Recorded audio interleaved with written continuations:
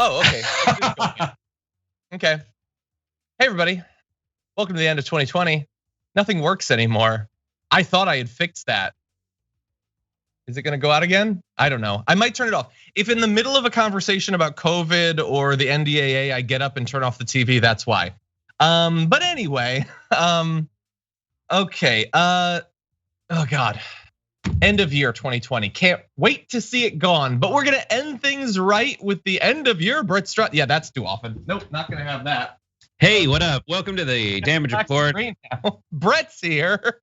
How's it going, Brett? John, is it too late for you to go to Kinko's, print out like a poster board with that on it, and then paste it over top of your television monitor, John? Here's what I can do.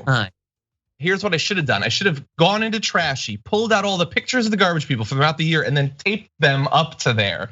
That's how you make a backdrop, baby. But anyway, so we've got a black screen, so that's cool. Why not? It's 2020. Everything is being consumed by an ever-increasing black void, which I call the nothing. But anyway, Brett, thank you for being here on a Thursday of all times. And because you're here, we are gonna have Garbage People of the Week. Very excited about that. We're gonna have you go first on that. But yeah, and then there's other news or something. I don't know. What's going on with you, Brett? I'm looking at my camera, and my camera could not be more tilted to the side. I'd like to say that I personally just like have a really cool lean on, but no, it's just because the camera is already drunk for the New Year's festivities. Yeah, I could only imagine. So you're doing a stream later on tonight, right? Wait, is today happy half hour because we're not doing Fridays? What's going on with Common Room and all that? Happy half hour, just everyone. Let's update everybody. I don't know if the official announcements have been made. Happy half hour is going to turn into a Twitch stream, and it looks dope. And then it'll still be available for members and everything later, but we're going to do it on Wednesdays, and we're going to live stream it so people can be like, "Oh, Brett, you're so lovely. You look so lovely," and that's what's happening. So that's starting next week. John, don't tear me down so you can soar higher. The other thing that's happening is tonight, wife and I we haven't really planned it, but we're just gonna stream on the twitch.tv/TYT. And I'm pretty sure there will be a power hour. I'm pretty sure that we will we have to be on so that we can document who has won the TYT Gifts Back sweepstakes. I'm not sure I can officially call it a sweepstakes, but the highest subscription gifters from December, the top 3 get a mystery box with all kinds of goodies from TYT. And then if you're in the top 10, we're gonna do a draw after the ball drops of the rest of the top 10, and whoever's name we pick out from that hat, I think it's the Santa hat behind me, just out of frame, we're gonna give them a bonus mystery box. So you don't have to be in the top 10. You don't have to be in the top 3, but if you're in the top 10, you have a chance. Yeah, that sounds awesome. I think they should be the ambassadors of the year, because that's what they're doing. But anyway, John, and so I want to let people know into this, and you just cruise in at the last minute. Okay, you're like, so I'm trying to compliment you, but I'm only gonna wait for a second or two, and then can I go? Because I'm not that committed to giving you a compliment. I didn't realize. Anyway, for people on Twitch, do you want to know how devoted Brett and Brooke are to you? So for New Year's Eve, Francesca and I are putting together a little group where we're gonna ring in the new year playing like Jackbox games and stuff like that. And like I wanted them to do it, but they're not going to because they're streaming for you. So like we were gonna hang, but they're not gonna hang with Francesca and me because they're streaming. So that's their commitment to you.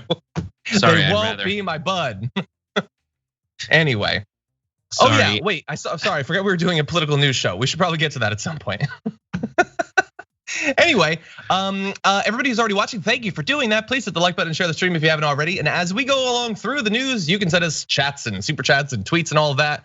And we'll be responding to you. I also wanted to let everyone know, we've been getting a lot of new YouTube members, including Deborah Shelton. Thank you for that. Johnny Silverback Dragon Bishop at tier 2, so enjoy the top 10 lists. Let's see, we've got John Johnson, more committed to being a John than I've been throughout my life, but thank you. Kathy Harvey, Kennetastic, as well as others. I apologize if I don't read your name. Lord Jose at tier 2, thank you for that. I wanted to let you know, one of the I guess the perks that goes to all of our members of all tiers is you have access to emojis, and we have now added dragons. So if you check your emojis, I can see that some people, including Wilson B. Schrodinger's dragon, has already used it, so they're there, and more will be coming on a daily basis, so enjoy that. But with that said, why don't we jump into the news, Brett? Schrodinger's dragon, the only dragon that is both dead and alive at the same damn time. Yes. And poison. Anyway. And near radioactive poison. You psychotic person.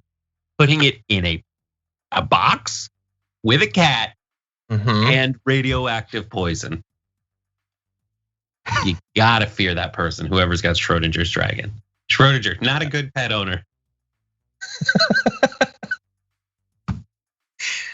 The past few years we've done superlatives at the end of each year on TDR.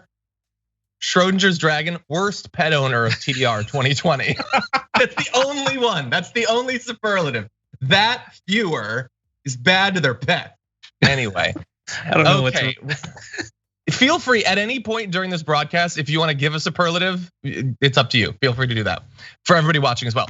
Okay, now with that, let's talk about the news. Hey, it came up. Okay, we are just less than a week out from these Georgia runoffs, and Fox News probably getting a little bit nervous because the polling hasn't necessarily been looking great for their preferred Republican candidates. So there was an attempt at a sort of ambush of one of the candidates, Jon Ossoff, but he turned it around, and I think in a pretty effective fashion. Here is the first section where the Fox News reporter approaches him out of the street. Hey, Mr. Ossoff, we are really quickly, we are live on Fox right now. Thank you for the question. You talk in your stump speech that we just listened to about health and jobs and justice for all. Why not talk more about your experience, your relevant experience in being the best person to deliver on those things? Well, look, I've made my career fighting injustice, exposing war crimes and corruption. I run a business that's exposed terrorism, that's exposed sexual slavery by ISIS, that's exposed judicial corruption. And right now we have a crisis of corruption in American politics. And since we're live on Fox, let me take this opportunity to address directly the Fox audience. We have 2 United States senators in Georgia who have blatantly used their offices to enrich themselves. This is beyond partisanship. Not bad, I think. Look, they came into him with a question about his experience, which I think is a perfectly legitimate thing to ask any candidate. And his experience is different. Working on investigative films is different than most other politicians. But I think he tied it in very well to how it would intersect with his job responsibilities as a senator, and then to turn it around on what I think should be the core issue in these Georgia primaries is how did these senators who are trying to get reelected use the last year, the roughest year in recent American history? How did they use their time? It's pretty clear what Perdue and Loeffler's priorities were. So I think that Jon Ossoff did a pretty good job of pivoting onto that. Yes, Jon Ossoff is good at that. It's interesting. Like Jon Ossoff seems like he has that capability to really resonate with the Fox viewer, who one of their catchphrases I think is like, "Well, he's a nice boy," and he has that in him. He definitely has taken the opportunity to form in a very measured pace, to put it nicely, to take advantage of having any platform he's on in order to deliver that line that I think he's memorized, but definitely gets through to people based on the proper framing, in my opinion. And the way to frame these current senators is to point out the fact that they have profited off of this whole thing and done absolutely nothing. And now other arrows in his quiver, the House of Representatives, people on the left and the right and the president are pushing for things in earnest in front of the cameras to help the American people. And people like Loeffler and Perdue, the same way that they took COVID as an opportunity to keep secrets from you in terms of how bad it would be, but behind the scenes go and profit on it. That's unacceptable. That's what they're doing. And in this moment, they're trying to say, oh yeah, we're for the $2,000. But what have they done in the past? In the past, they have done nothing but put money in their pockets and sit there and be the swamp that if you're on Fox, you tell them, people that that they like Matt Gaetz, people that they don't necessarily identify with on the complete opposite end of the spectrum. All those people disagree with Loeffler and Perdue. Yeah, and they're on the other side of the fence from the president. Yeah, well, we are gonna have a little bit more of the video, and I know some people in the chat I could see were saying that there's some other stuff that they like better. We've got that for you in just a sec. I did want to point out that we believe in giving credit where credit is due, but we also don't get completely out of control about it. Like they're good responses to questions. It doesn't mean that he's going to be the absolute best if he gets into the Senate. He's going to probably end up squarely in the middle of the Republican caucus in terms of his political positions, at least in terms of how they've been presented during his campaigns. And there's been some change over time. So, good responses, actually being a strong progressive on the issues would be even better. So let's see if we can get that. In any event, obviously going to be a lot better than David Perdue. That said, let's move to this next question where what's interesting is that he's running against Perdue, but he's got some pretty good lines against Loeffler when Warnock's recent issues are raised, as you'll see in this clip. One more quick one while we've got you. Any concern that the allegations of wrongdoing against Reverend Warnock could possibly be a drag on the Democratic ticket next week? None whatsoever. Reverend Warnock addressed this issue a year ago, and here's the bottom line. Kelly Loeffler has been campaigning with a Klansman. Kelly Loeffler has been campaigning with a Klansman. And so she is stooping to these vicious personal attacks to distract from the fact that she's been campaigning with a former member of the Ku Klux Klan. I mean, we deserve better than that here in Georgia. And I want to encourage everybody to make a plan to vote on Tuesday. Okay, so he likes the line, he repeated it 3 times. And it's interesting that Fox is just like, oh, well, this is what's happening now. I guess I open us up to this.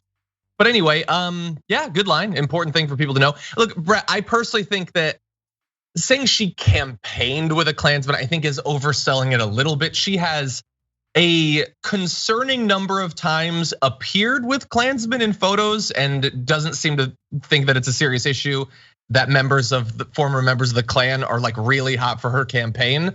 I think it's overstating it just a little bit, but it has come up time and time again. And when you combine it with how she's talked about things like Black Lives Matter and everything, if you want to make race an issue for her, she certainly has made that easy for you. Yeah, it's weird. This is so bad and so disconcerting that I think that the previous attack that we showed is better than this one. For 2 reasons. One, in Georgia, like the further south you go and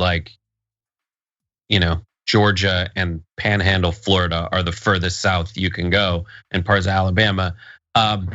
Some people are like, oh, the chronology of watching this segment was, oh, she profited off all of this. She made money and she's not giving me money. That's bad. Ugh, but another lefty calling someone racist.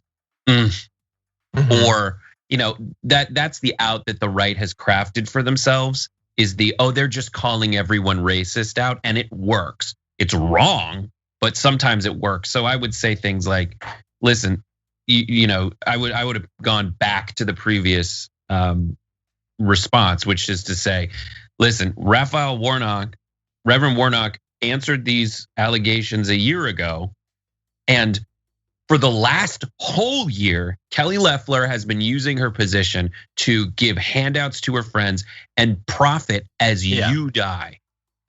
Yeah, that's what I would have done because that's. But the other thing it's worth pointing out is that that's Ducey's son, I think, and he sucks at this. He thinks he and Jesse Waters are in that same camp of, I think because I have a microphone and I'm asking people questions on the street that I'm really getting them.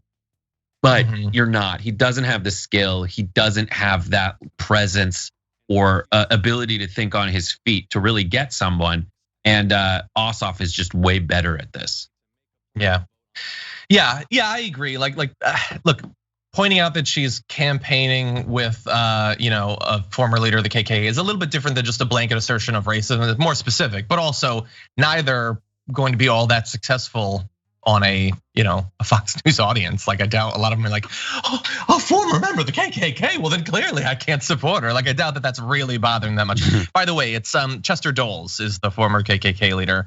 She's been pictured with other white supremacists and far right extremists. In her defense, it's a portion of the caucus and the media and all of that on the right. So I guess she's got to appear with some of them. But anyway, yeah, I think that focusing on the corruption is better. I would go even stronger because like just saying she personally enriched herself should be enough. Like we should be opposed to corruption, but I think a lot of Republican voters have been convinced that rich people cheating the system is okay because don't worry, like someday you're gonna be rich and then you'll get to cheat the system too. I would really contrast it. I would say she got into the Senate not even having to actually win. She started going to private meetings and then buying stocks to benefit herself. She would then go out and lie to you about the information she got. And you'll notice that when she started investing in body bags, she didn't come out and say that all of her constituents should too, that they should profit as this pandemic rolls on. She kept all that information for herself while you lost your savings and potentially your business and your job and all of that. Like I would really lay it out. I mean, maybe even that wouldn't be effective, but I think it would be a little bit stronger. Yeah, I agree. Yeah. Anyway, one other important aspect of how this vote ends up going in Georgia is going to be, there's a few little wild cards. One I want to talk about is what we've been talking about for a couple months now, which is the possibility that this narrative out there on the right that there's no point participating because the whole thing is rigged, or a stronger version of it, which Lynn Wood has been presenting, which is we're going to prove that it's rigged by everyone boycotting. So there's like it's probably not worth voting on. There's please don't vote. How significant is that gonna be? And we haven't had much polling really in any aspect of Georgia, but we do have a little bit now. So apparently, according to Survey USA, of those who are not voting in the US Senate runoffs, a disproportionate number are conservative. Of those who identify as very conservative, 55% say they're not voting in the runoff elections because the voting process is rigged. This compares to 0% of liberals and very liberals. Another 7% of very conservative voters say they are intentionally boycotting the runoffs. This compares to 0% of liberals and very liberals.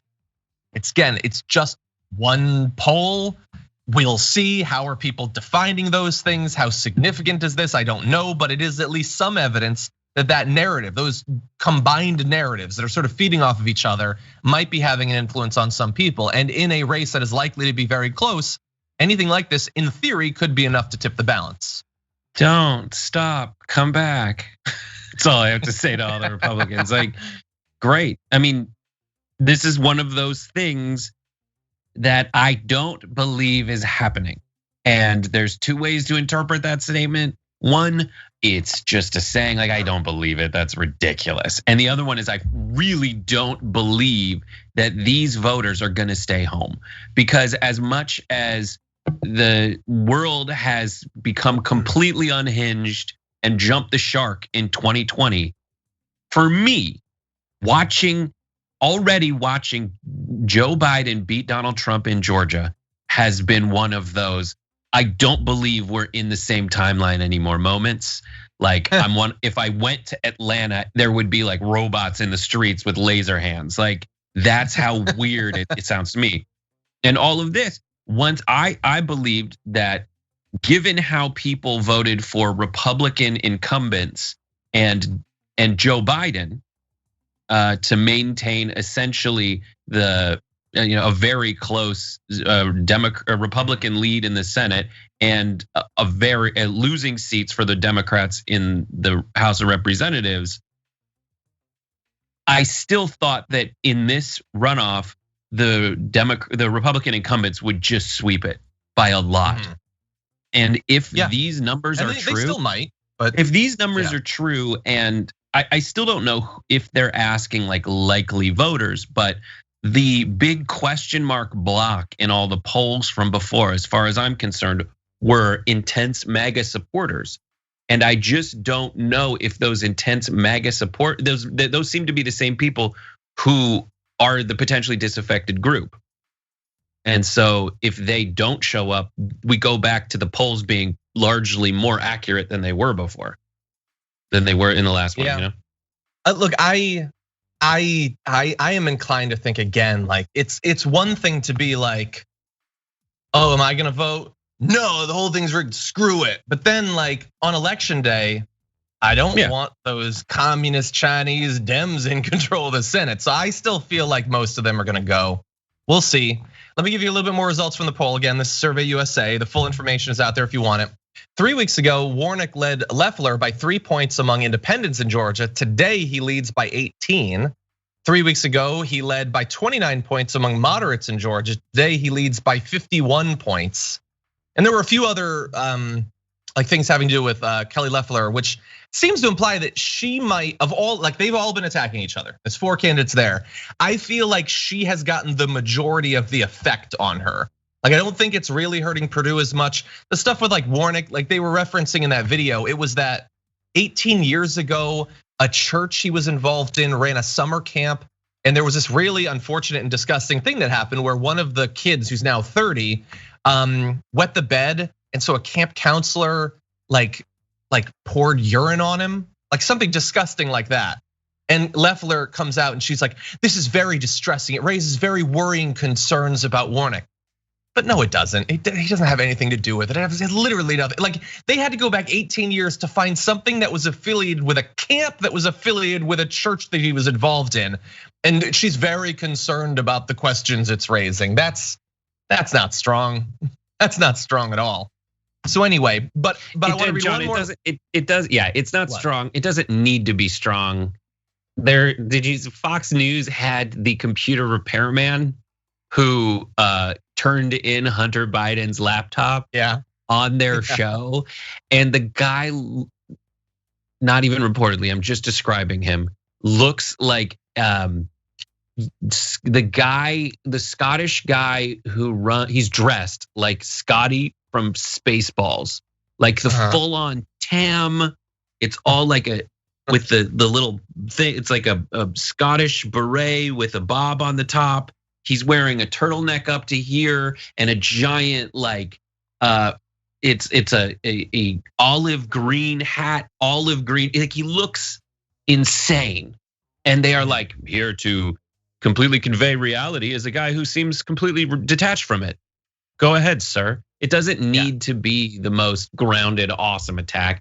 But yeah, it's not that strong. And they're gonna, I mean, something going for Warnock is like, the word church is in there. Yeah, it's a church. He's a reverend. He's a man of God. Yeah, and they have to turn that into a negative while pretending always that would be some sort of positive, and in fact trying to use the fact that Amy Coney Barrett isn't even like a religious leader. She just is of a religion that's supposed to entirely shield her from criticism. With him, they've had to try to turn his church service into the entire narrative of the election. Yeah. But anyway, one final note on the polling, and I don't know how much more polling we're likely to get for Georgia. There's less than a week to go. This is a note from Survey USA. Georgia is a hot mess, and no opinion pollster could possibly say what will happen when votes are counted in 2 weeks, which is an interesting statement from a pollster operating in Georgia, but apparently it is difficult. Now, I will say that the general election polls in Georgia were pretty accurate leading up to the general election. I know that our takeaway from the election is that all the polls are absolute garbage. Sure, in some cases they might have been. It was pretty accurate in Georgia, actually. And also, as of right now at least, and I believe today is the last day of early voting, but if you live in Georgia, do not listen to me. Find out if you can still vote. The turnout already has been 2.56 million early voters, which breaks the previous record of about almost 500,000 less back in 2008. So it is going to be lower turnout than the general election, but it's higher than any other runoff election that we've had so far, which doesn't seem like it'd be a bad thing for the Democrats. Seems like it still benefits the Republicans. A spike in turnout. It might. Because usually the Republicans win the hell out of Georgia. And the reason that they lost Georgia in the general election is because way more people came out because they wanted Trump out of office.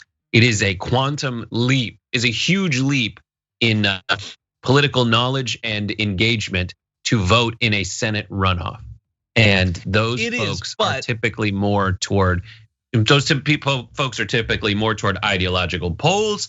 And And yes, there's more Democrats who are engaged than Republicans who are saying that they're going to vote because of the stats we said earlier. So we'll see how it bears out. I agree, it's a hot mess. I still think that the Republicans are going to win, but I am hoping to be proven wrong. I hope, as always, that you're proven wrong. We need to talk about a relatively new show called the Republic, or UNFTR. As a Young Turks fan, you already know that the government, the media, and corporations are constantly peddling lies that serve the interests of the rich and powerful. But now there's a podcast dedicated to unraveling those lies, debunking the conventional wisdom. In each episode of On the Republic, or UNFTR, the host delves into a different historical episode or topic that's generally misunderstood or purposely obfuscated by the so-called powers that be. Featuring in-depth research, razor-sharp commentary, and just the right amount of vulgarity, the UNFTR podcast takes a sledgehammer to what you thought you knew about some of the nation's most sacred historical cows. But don't just take my word for it. The New York Times described UNFTR as consistently compelling and educational, aiming to challenge conventional wisdom and upend the historical narratives that were taught in school. For as the great philosopher Yoda once put it, you must unlearn what you have learned. And that's true whether you're in Jedi training or you're uprooting and exposing all the propaganda and disinformation you've been fed over the course of your lifetime.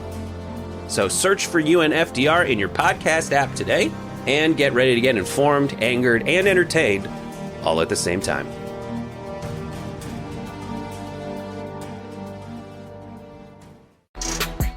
Okay, we all know at this point that the vaccine rollout has been rough in a couple of different ways. Here's a development we weren't hoping for. 500 doses of the vaccine had to be thrown away in a Wisconsin clinic. Apparently they had been unrefrigerated for too long. Now that's bad news, but it gets worse. A few days ago, per multiple reports, Advocate Aurora Health revealed that those 500 doses were discarded because they were not being refrigerated in what was described as unintended human error, which would be bad enough. I mean, that could potentially save lives. Advocate Aurora Health said in a news statement, we immediately launched an internal review and were led to believe this was caused by inadvertent human error. The individual in question today acknowledged that they intentionally removed the vaccine from refrigeration. That's not what you want to hear. So like this life-saving vaccine that would have inoculated 500 people. Yes, they would have had to get in shots later to finish it off. But 500 people in theory, potentially more, because there's this thing going around where in theory you can get 1 or 2 more doses out of each vial. It's apparently a thing that's happening. But anyway, at the very least, hundreds of people. That is so American healthcare, like PTSD. It's a thing though. It is just a thing that everybody does. You're just like, listen, your default setting is health care is so expensive for me. Mm-hmm. So when I get, for example, antibiotics, I'm not gonna take them all. But like it's designed, you have to take them all. Everyone's rationing. Like as much as they say socialism creates breadlines, capitalism and our private health insurance creates med lines where you're just, you have no idea when the next time is that you'll have access to this. So you start rationing. It is so sad and so sadly rational. Yeah, it is. But anyway, yeah, but like I said, there are areas where people have access to it and are turning it down. I have to be very vague about this. I have been made aware of an area that the uptake for the groups that have been prioritized was so low that it was just opened up to everyone. Not anywhere near here. I don't have access to it or anything, but there is a concern that a lot of people are not taking it when they can, and that's a bad thing. So we have a lot of work to do going forward to save lives by reassuring people based on the science that this is good. We're gonna follow all the developments and everything. But anyway, to return to this, 500 doses, someone intentionally left out. That is effectively all the information that I have in terms, there's no motivation that's been given. There's no statement that's been given by that individual about why they did this. And I understand that many people's reaction might be, well, what's the difference at the end of the day? Those vials are now wasted. And that's true.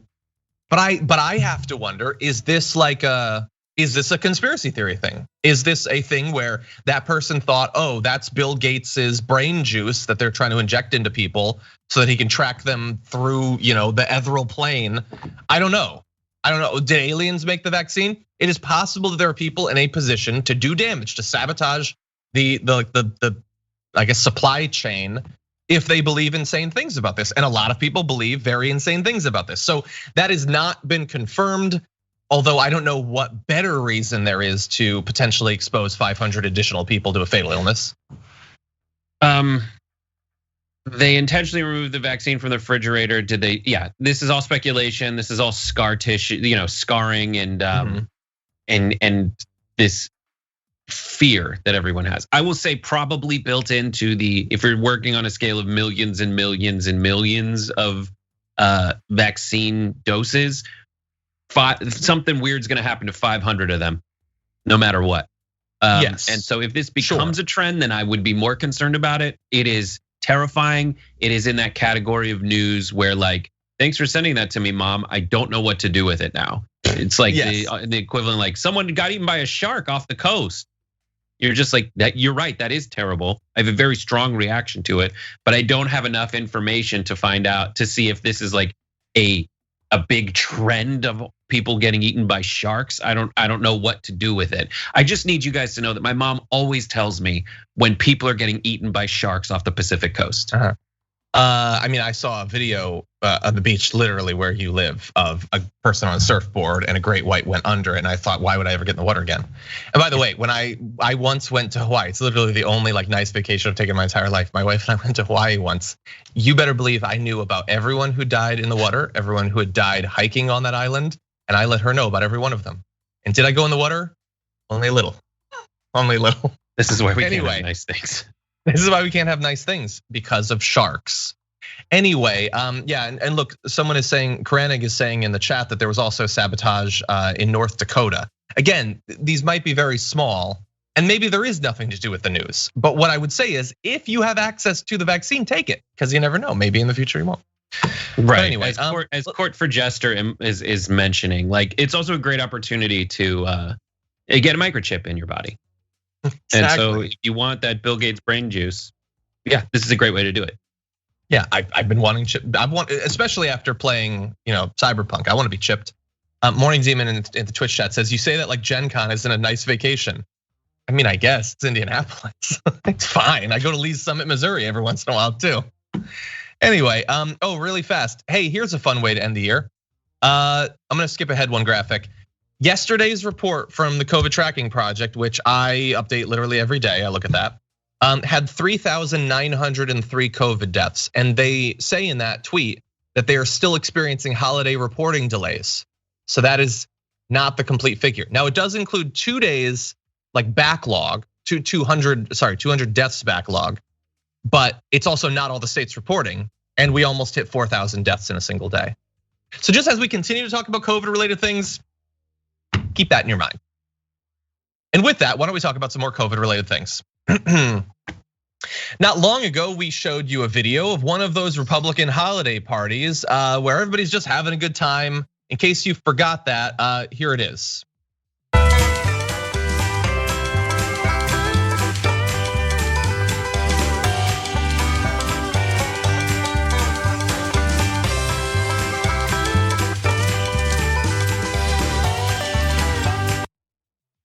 Okay, I don't think that's the actual music. I think we added that in for copyright reasons, but it fits. Come on, it fits. Anyway, there was sad news from that. Sad, entirely unsurprising news from that. A New York man has been hospitalized with COVID-19 after attending that party. It was hosted by a local Republican club. This is according to the Queens Daily Eagle. He is recovering at the North Shore University Hospital in Manhasset on Long Island and said that he would be discharged Thursday morning. The chair of the Queens Village Republican Club, this is James Trent, developed symptoms 2 days after attending the party, which means it's unclear if he caught it at the party or already had it and was potentially exposing other people at the time. Based on it only being 2 days, it seems likely that he might have already had it, but who knows at that point. You can see over 40 people in that video, a dozen of whom are in a conga line, which is like a B+ conga line, I think. Anyway, he said to the Daily Eagle, conga line is an A+ conga line. If you're in a conga line, you're not taking home an 85%. Okay, it's not bad. They do have hats and flags. Anyway, he said, "I wasn't on the conga line. I ate by myself. I don't know how I got this." Now look, as I have always said, it is a disaster when anyone gets COVID, let alone has to be hospitalized for it. I want everyone to get through this. I personally have lost family members to this, so I don't want anyone to lose anything. But I would say, saying I don't know how I got this, when you are going to a party held indoors with dozens of people who aren't wearing masks during the dark winter, I'm not Sherlock or whatever, but I have an idea of how you might have gotten it, either at that event or based on that behavior. I would say it's one of those two things. Just to say, it's so frustrating. It's like you wonder, you come up for air and you look around and you're like, all right, it's been 9 months. Everyone should at least have an idea that germ theory exists, and that the virus goes from person to person who are close to you. But like, I went off and ate alone in a room. In that room, are you kidding me? Like, also, isn't there like some shame you would have when someone interviews you when they say, so here's the room you were in, you have coronavirus. Do you feel like maybe this either played a part in you getting it or you giving it? You would say, listen, now, and there are people who do this, who say, listen, now I understand this is no joke. However, this person doesn't have any of that humanity in them to say, to acknowledge even a modicum of reality. Yeah, someone in the chat defines that conga line as a human COVIDipede. But anyway, yeah, no. And some people, by the way, some Republicans who've gotten it have turned and said, I'm really sorry. Like Chris Christie did his video. There was another Republican state level official. This person said he wasn't doing anything risky, despite the fact that he was inside at a party with dozens of people not wearing masks. It was a wonderful time and a great party, but I'm not happy I got sick. Well, I understand that. I understand that. Oh, by the way, 2 other guests tested positive for the coronavirus after the party too. Now, maybe he got it from one of them, or maybe he gave it to those people. Those are possibilities that would be going through my mind if I had just been inflicted with COVID, but I haven't seen that expressed publicly, that sort of concern. But anyway, again, hope that this person gets through as well as the other guests who needlessly exposed themselves to COVID and potentially infected other people that they know. I hope that all of them do well, don't have to get hospitalized, don't suffer long-term, organ damage, and certainly don't die. That is all that we've been advocating for a solid 9 months now, trying to get people like this to take it seriously so that there is as little human suffering as possible. I can't. It's just like, you see the movie Outbreak, and there's that movie Outbreak. I saw it recently. Yeah, me too. Everyone. It was like, Netflix was like, you down? Let's go full send on just utter paranoia and sadness and death. And a fantasy world where you can make a vaccine in 15 minutes. Yeah, it looks like so in that movie, there's a bunch of scenes where people get infected, and you see like the like spittle come out of someone's mouth as they're laughing in a theater. It goes into their mouth, and the utter sadness, tragedy, terror of that scene is that this could be happening right now, in 1997 when you watch it. This could be happening right now, and I wouldn't know it. That I was just out having a normal day, and I got the weird, virus. But here, like, you know how people get it, and you know that it's a thing, and still you're just like, I don't know, beats me, man. That's like taking a gun, putting it in your head, pulling the trigger, and saying, I just don't know how I have a hole in my head right now. Yeah, it would be like, it's like me saying like I go to the doctor and the doctor's like, hey, you're developing diabetes, and I'd be like, what? No, I don't get to. I put in the work. I have to accept the outcome. Yeah, we're 9 months into this. Everybody knows. And by the way, those scenes in like the theater where the people are like coughing and everything, in 2020, those are very difficult scenes. Or like the blood spinning and oh God. Yeah. Anyway, watch Outbreak if you haven't already. We are mere hours away from the end of 2020. Good riddance. Now, we're not like HBO. I can't blow up a gigantic thing to market, but we can talk a little bit just for a few minutes about our expectations going forward for the next year. We're gonna do that in a sec. While I'm doing this, feel free to send us in comments, super chats, and things like that. What are your hopes and fears for 2021? I can tell you generally, nearly half of the people in the US described 2020 as worrisome, exhausting, both words selected at about 1.5 times the rate they were 2 years ago. Chaotic and hellish, both about doubled from 2018. So that's a good moment. Fewer than 1 in 10 characterized this year as great or awesome.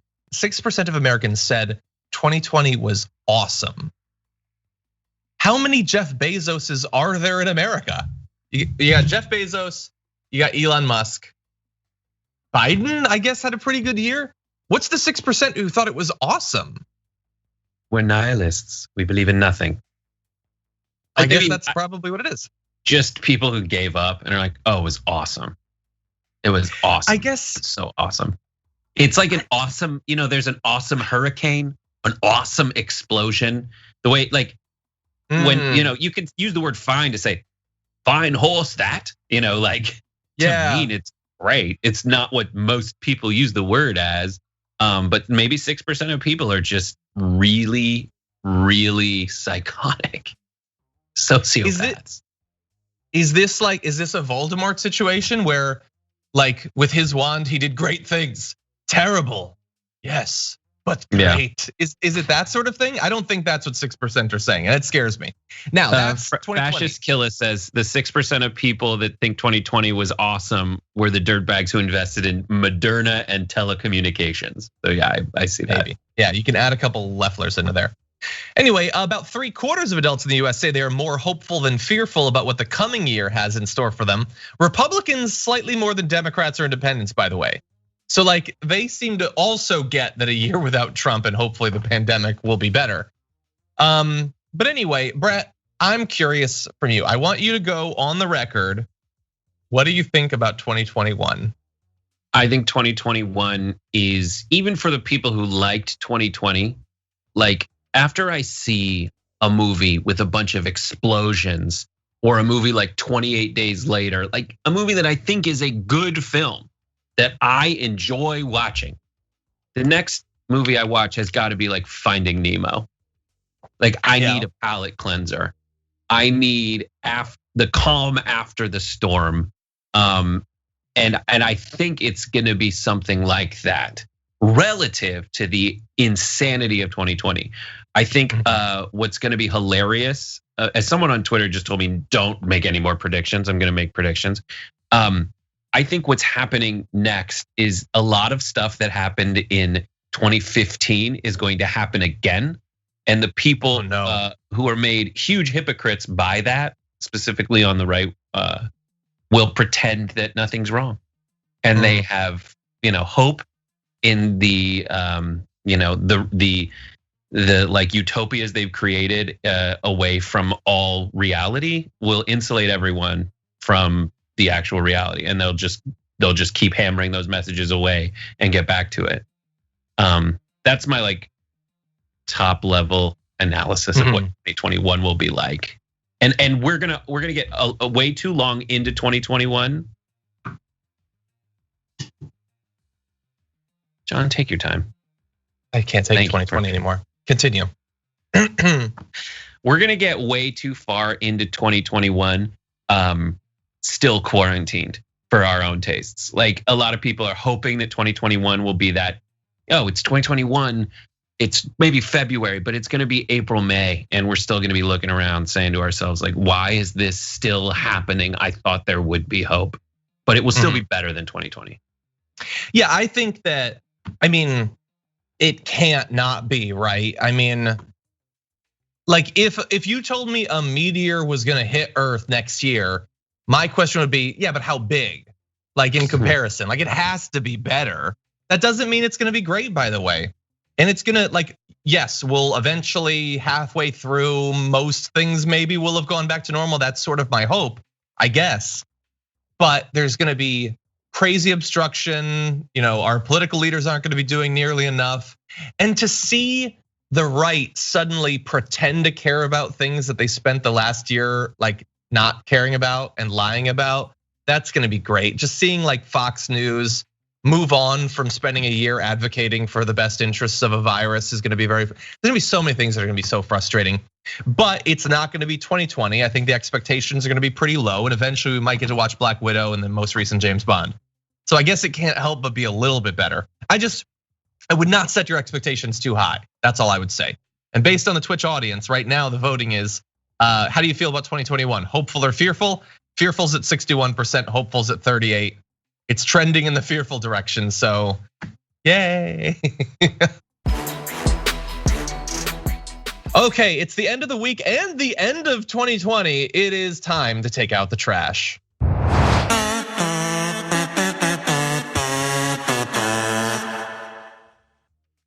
It would be nice, Brett, if we could just place the entirety of this year into trashy, but I don't think it'll fit. So we have to choose. Now we already have the garbage people of the year, but who's the last garbage person of the year, Brett?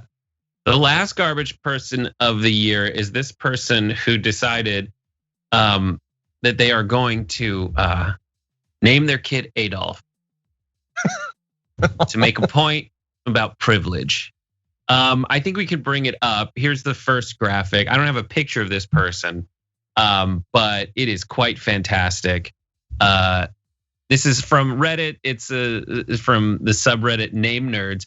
Someone posted, "My sister's trying to name her son Adolf, not for the reason you would expect." And then it continues. Here's the post. "I'm not pregnant." This basically says, "I'm not pregnant, but my sister is, and she's not a Nazi. Apparently, she's deliberately trying to give him a problematic name so that he can experience what other kids from less privileged backgrounds experience. I begged her not to do this over Facebook Messenger, and she sent me this. So here is what she says as the reason for naming her kid Adolf. Parenting amid this divided world must be radical. White parents cannot sit idle, this is my typo, cannot sit idly by and allow their children to take up space and snatch opportunities away from those who deserve it more. Will the name Adolf prevent him from getting a few jobs? I'm sure it will. That's the point. It will give employers time to pause and stop to think, perhaps this job should go to someone from a marginalized community." And then continues to say, I mean, it's pretty amazing. Right there, they say, I love that they believe the reason, if they give their kid a name Adolf, and then in a interview, the person interviewing them will be like, "Oh my God, this person's named Adolf. I should hire a person of color." Like, what? No, that person in the interview is just gonna be like, "Your name is Adolf? Tell me more." Or, "Your name is Adolf? What? Do you go by Dolph? No, my mom won't let me." And what better way? I would go as Alf. I would shorten it even more. Get it as short as possible. So crazy, so insane. What do you think about this? Can I ask you a question? Yeah. No, I have a question. So the header for this was, but not for the reason you'd think. Would the reason you'd think be better or worse than this reason? It would be worse. It would be less. It would? It would be less infuriating. It would just, I'm conditioned to be like, ugh, Nazis, you stink. Like, and that's what you're saying is the reason you'd think is that she's a Nazi sympathizer. Yeah. I love the idea, the term Nazi sympathizer. Like, I feel for you, Nazis. You've been through so much. Like you just have sympathy. No, yeah, this is, look, there is at the very core of all of this something that I sort of feel a tiny bit, but it has spun so far out of control, then got back into the right orbit and then spun out again.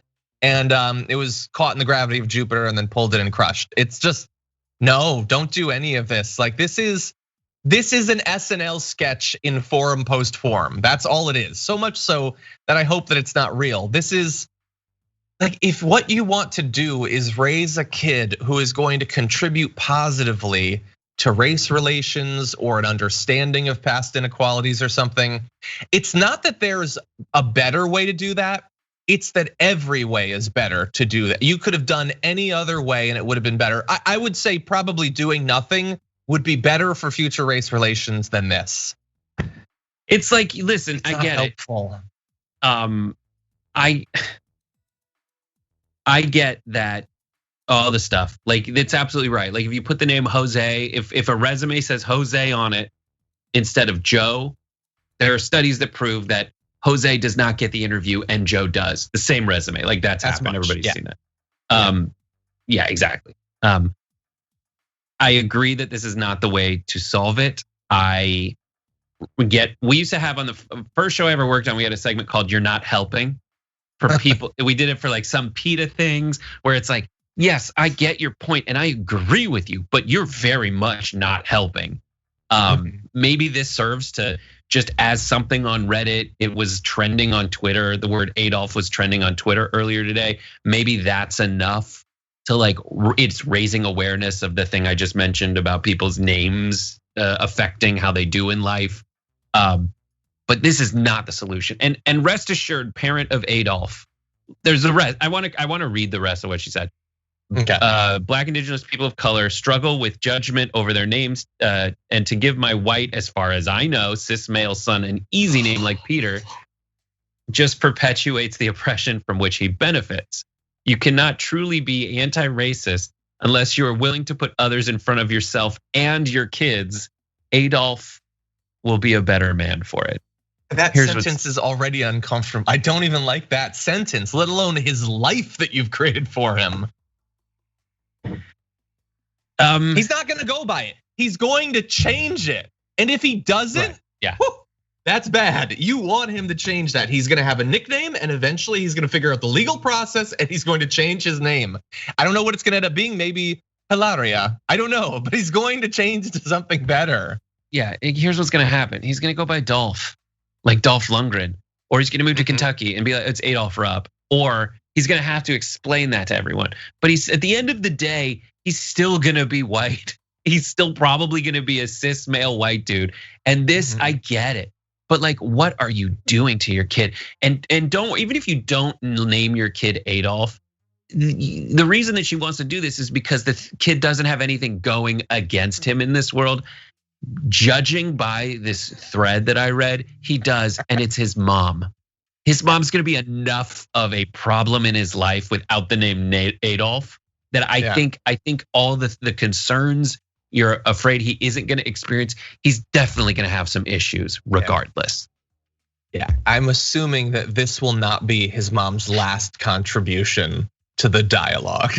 It's funny, dude. I have a friend whose name is the singer in my band in college. His name's Michael Jackson, and he is just the whitest, beboppiest, like New Jersey, like kind man who sang in a choir. And for people to like, when you ask his mom why it happened, she'd just be like, at that time in 1982, it was just the kid from the Jackson 5. And like, he already goes through so much weirdness being named Michael Jackson. Michael B. Jordan's name is Michael Jordan. He added the B to be like, no, it's different. Yeah. Like, it's just one of those needless, weird things. It's like, I don't know if anyone watched the old SNL sketch, but As We Pay. I don't know that one, but I do know two things. But they call him As We Pay. That's true. Two name things. One, I don't know who's adding these comments, but someone added a comment and my brother's literally Jim Morrison. Oh, yeah, that's a good name though. And when you said he's just gonna call himself Dolph, I assume Sophie's brother's Jim Morrison. What? Oh, I didn't. Sophie never puts anything in here. I assumed it had to be like, I thought it was just a music joke, which generally is a Bart thing. Anyway, okay, apparently it was quite serious. Sorry, Sophie. Anyway, I get trolled a lot in the document, especially recently with the whole Tony thing. But anyway, the other thing was when you said he's just gonna go by Dolph, I automatically assumed, oh wait, is Dolph Lundgren actually Adolf? And I Googled it. And he did change his name, but it was Hans. It wasn't Adolf, so that's good. Glad to see that. Anyway, we got another garbage person for you. For my garbage person of the year, the final one, I mean, I couldn't have chosen anyone other than Mitch McConnell for all of the reasons that you would imagine, plus everything that he's done in the past few weeks. Like there are times in American history where one person can be the cause of change or the blocker of change. This is this is basically one of the clearest ones that we have, where pretty much everyone agrees that the survival check should be bigger. They should be $2,000. And you've got Republican leaders, you've got Democratic leaders, and then you have Mitch McConnell. And Mitch McConnell says no. He said in the last day, he didn't see a realistic path for the House bill to quickly pass the Senate. Okay, I know that we've been trained to not use sort of passive verbs.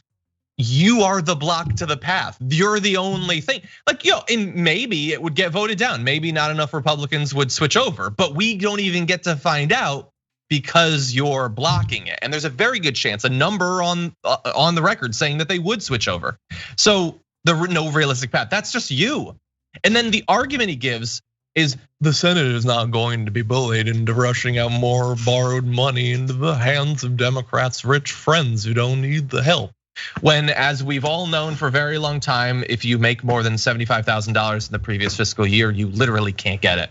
Like it's the most obvious, I don't even care, man. I'm just gonna stop it and I'll say something so blatantly untrue that it's a demonstration to you of how much I hate your guts and don't care whether you live or die. And so he's tying it together to all of these other things, the Section 230 and the investigating the voter fraud, even though Trump himself has never said that those three items should be tied together. Now even Lindsey Graham is pushing him apparently as of today to do a clean vote on just that. That's another Republican on the record is apparently supporting, or at least supporting the vote, but he's stopping it. Just him, just Mitch McConnell is the difference between some families being able to pay their rent, buy food, pay the next bill on their car. God only knows. Just things that are true. He is saying he can't see a path to do something that 2/3 of the people's house, the House of Representatives, 2/3 of the House of Representatives already said, no problem. That's one thing. 2/3. He can't, 2/3 is a number that the Senate should be pretty familiar with. It is 2/3 majority to override a veto, something slightly less than that, 60 out of 100 to overcome a filibuster. He knows what 2/3 means and the significance of it traditionally through all the way back to the framing of the Constitution. 2/3 is a lot. It's an overwhelming super majority. That's what 2/3 is. And 2/3 of the House of Representatives already said, dude, send the checks, okay? That's how detached from reality he is. The second thing is, I forget the second thing. I'm so frustrated with the first thing. That one was a pretty good one though. Yeah, it's just, the second thing is his specific argument is that Donald Trump made this argument that when Trump put it forward, he said, I want the $2,000 checks and Section 230 and an investigation into what happened in the election. All right, their bargaining position then is that and they're saying without those two extra things, we can't just give $2,000 check. So their bargaining position is that, and their political position is that Twitter fact checks, that issue of Twitter fact checks and the issue of yet another challenge to the election, those two things are equally as important as you being able to pay rent and buy food. Yep. For which that amount, backdated relative to the previous thing that they gave us, is not enough, is already not enough. Mm-hmm. They're saying, listen, that's like saying they're just essentially literally saying food and shelter is on equal footing with an investigation when there's already been 100 investigations and something to do with Twitter. Those things aren't the same. Yeah. That's what makes him such a huge garbage person. Exactly. Yeah, and Mitch McConnell, he called it socialism for rich people this morning. No, yeah, because what he hates is giving money to the rich. Yeah, his whole job. It's one of those things where it's just so obviously fake and hypocritical that it really, like, it's a waste of my time. It's a waste of the audience's time to even engage with it. I will also throw in, because we're gonna have a good person in a second. One more bad person, Trump. Now, why? After all, he said that he wants the $2,000 checks. Okay, so in the past, when Trump has said that he wants something and a particular individual stands against him in getting that, how does he treat that person? Is he shy about attacking that person by name, by rallying his base on social media against them? No, he literally told Brian Kemp to resign because Brian Kemp won't overturn the results of an election, something irrational that he wants.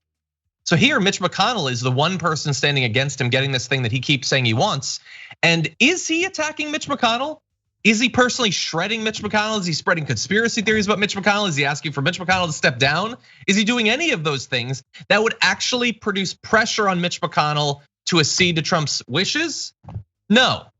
So for me, I am moving farther and farther away from the position that I had previously been willing to hold, which is that Trump wants the $2,000 checks. Maybe kind of he wants them, but he doesn't want them the way he's wanted other things. He's certainly not willing to fight for them in the underhanded, petty, voracious way that he's fought for other things. Mitch McConnell is acting like a guy who was given the go-ahead to block this thing. And until we see otherwise, until Trump viciously attacks him, I don't see why we wouldn't assume that that is what is going on. I think that's I understand the point, and I think that point is only valid when making a political argument, but I don't think it's actually true. I think what's true is that Trump wants those things I just equated. Trump wants the $2,000 as much, it may and definitely less, but he wants it just as much as he wants the investigations, as he wants revenge against Twitter. He just doesn't want to lose. And he's using that, but I don't think it's as explicit as telling Mitch it's all right, because Mitch is seemingly to Trump. I think Mitch is smart enough to trick Trump into believing that Mitch is earnestly fighting for Section 230, is earnestly fighting for whatever liability protections, at the very least for Twitter, and at the most for the companies. Is something that they gave up in the original negotiations. And definitely, yeah. So I think that's what's happening. But I think the right argument, and honestly, I don't even understand the utility in making the argument you're making, because I think the way to do it is to just steamroll and say, listen, Trump's on our side. Trump and 2/3 of America versus Mitch, Kelly Loeffler, and David Perdue. And I think that's the argument to make. Well, let me demonstrate your point by giving credit to someone who is doing that actually. So here's a little bit from earlier. This is Bernie Sanders once again trying to push for people to get the survival checks that they need. Our country, President Trump, President-elect Biden, Minority Leader Chuck Schumer, the Speaker of the House, Nancy Pelosi, are all in agreement. We have got to raise that direct payment to $2,000. So that is where we are right now in this historic moment. Do we turn our backs on struggling working families, or do we respond to their pain? And this is just the latest of Bernie Sanders, who's been fighting literally all year for this or for more than this. As I was producing, I was watching him. He was on the floor of the Senate fighting for it again. And there have been some great people who've been doing this. And just, I wanted one of the last things we do on TDR for 2020 to be a reminder that it isn't all terrible, and they're not all terrible. There are some good people who are fighting for our interests. In the Senate, you have Bernie Sanders. In the House, you have a lot more. And so, remember, we do have AOC and Ilhan Omar and Ayanna Pressley and Rashida Tlaib and Katie Porter and Ro Khanna and Pramila Jayapal on a bunch of issues. And we've got new people coming in, and Cory Bush and Jamal Bowman, and maybe soon we'll have Nina Turner. There are good people, and so please remember that. It's very easy to get apathetic and to believe that you're alone. But there are some good people out there, so let's keep that in mind going forward. Anyway, those are our garbage people, but what about you? Do you know what we have for this final garbage person of the year? We have, I believe, the highest vote total ever for garbage people. 29,000 plus of you voted. And so here's what you've got. In 5th place for this week, you have, with 1% of the vote, the senior senator from Kentucky for sacrificing his constituents. In 2nd place, with 1% of the vote, you have the Senate Majority Leader for remaking the judiciary in his image. In 2nd place, you have Moscow Mitch for blocking election security measures at 1% of the vote. Well, that was number 3. Number 2, you have Mitch McConnell himself for blocking COVID relief. That's 12% of the vote.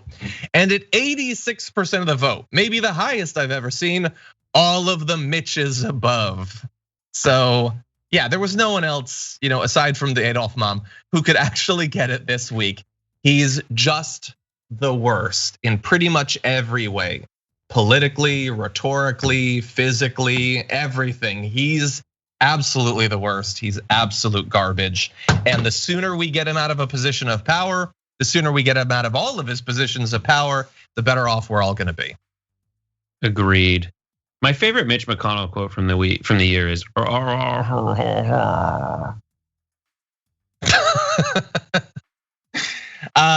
favorite one was the noise he must have made in the mirror when he realized his body was rotting at an accelerated rate. Anyway, Brett, as always, thank you for joining us. Why don't you let people know what you've got coming up on Twitch? Listen, coming up right after this show on Twitch, if you like enjoying things, Jordan Ewell, Ken Klippenstein, exclamation point, ampersand in between the two. I don't know, punctuate it how you will, but after this show, consider it a ... ellipsis as we bridge between Damage Report and Deep Dive with Jordan Ewell. It's so good. Seeing like the little Instagram posts with Jordan's Deep Dive just makes me so happy. And so it's gonna be those two hanging out, having a good time. Coming up. So watch that right after this on Twitch. That should be awesome. And then Brett, later tonight, we're gonna just stay by your phone. Throw TYT's twitch.tv/TYT a follow. We're still gonna plan what we're gonna do, but we're gonna have a really good time. We might play some Among Us with you guys if you're interested. So be out there and ready for some good times with this household. Thank you. And I'm glad that you added that, by the way. I didn't know about them Among Us. So now it is even more stark. He is very specifically choosing to play games with you guys rather than me. So enjoy that later on. Yes. Anyway, Brad, thank you. See you later.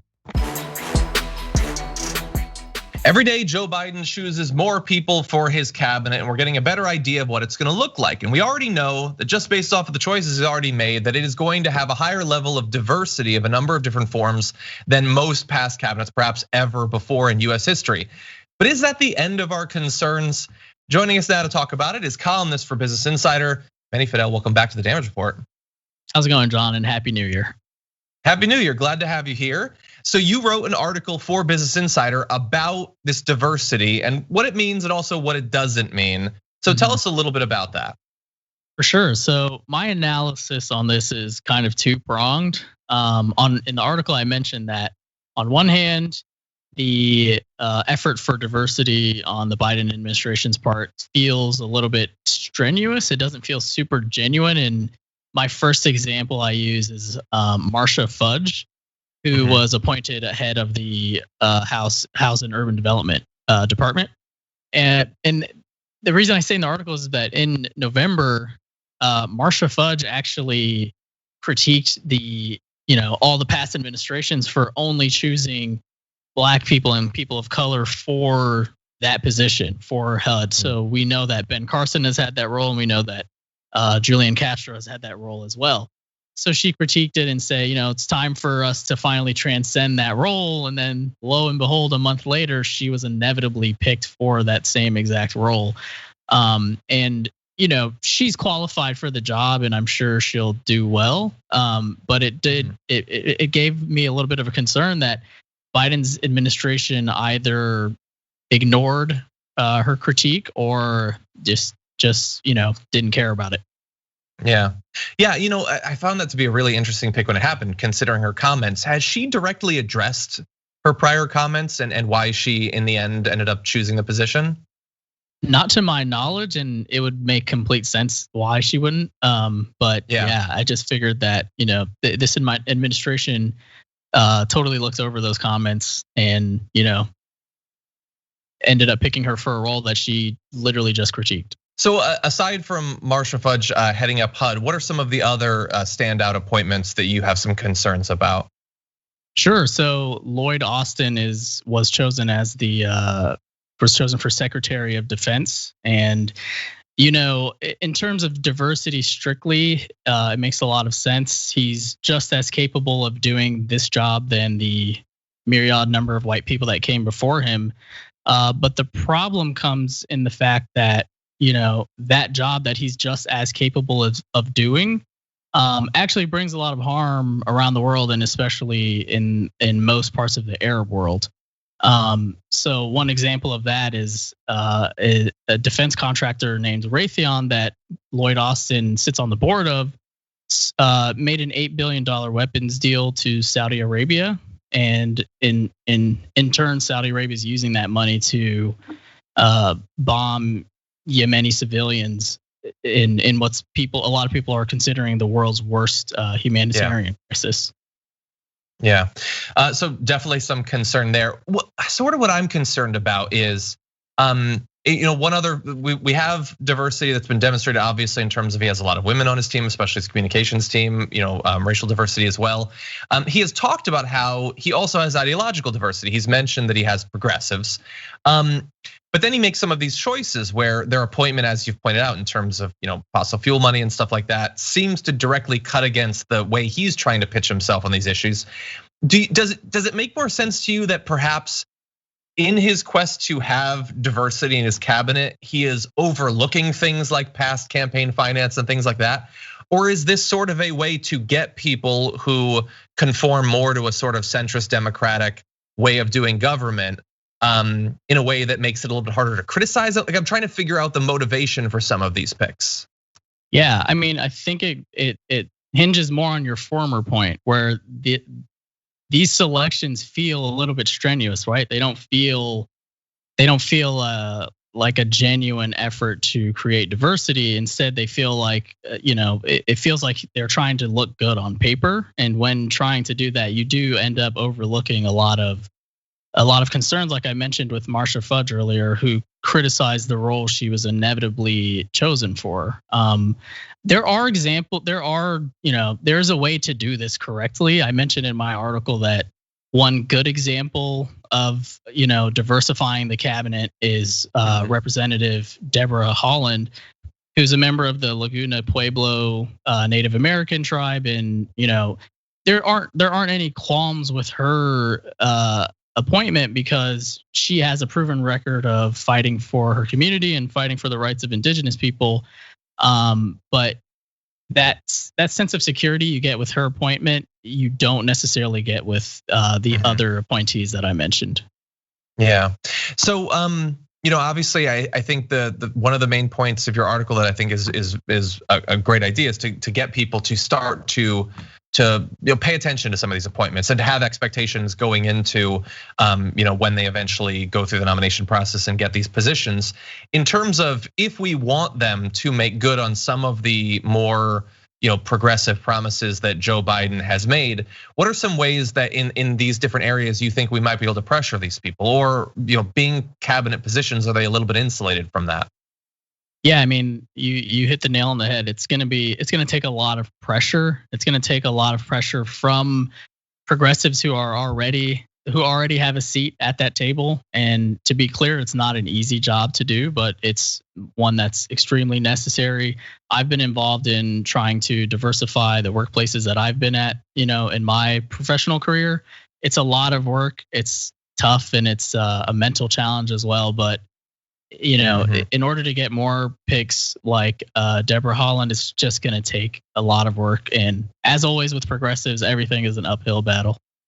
100%. One last question though. He's chosen a lot of positions, including some of the big ones. Secretary of Defense is obviously a very important position. Are there any outstanding positions that you potentially have hopes that he might choose someone who both increases diversity, but also, is a little bit more ideologically close to the direction that the Democratic Party is going in? Unfortunately, I think all of the big, department heads of department are taken up by the positions I just named, and it's kind of like, now I'm just retroactively wishing they had been different. But of course, there's always room in the future for, when people leave office, as we've seen in the Trump administration, people were leaving left and right. There's always an opportunity to replenish those empty positions with people that constituents are more comfortable with. Yeah. Well, if you'd like more details on some of these appointments, including their histories, you can head over to Business Insider. The article is titled "The Diversity of Biden's Cabinet Will Be Just for Show If It Ends Up Promoting Bad Policies." Manny, as always, thank you for joining us. We really appreciate it. Yeah, absolutely. And Happy New Year to everyone at TYT. You too.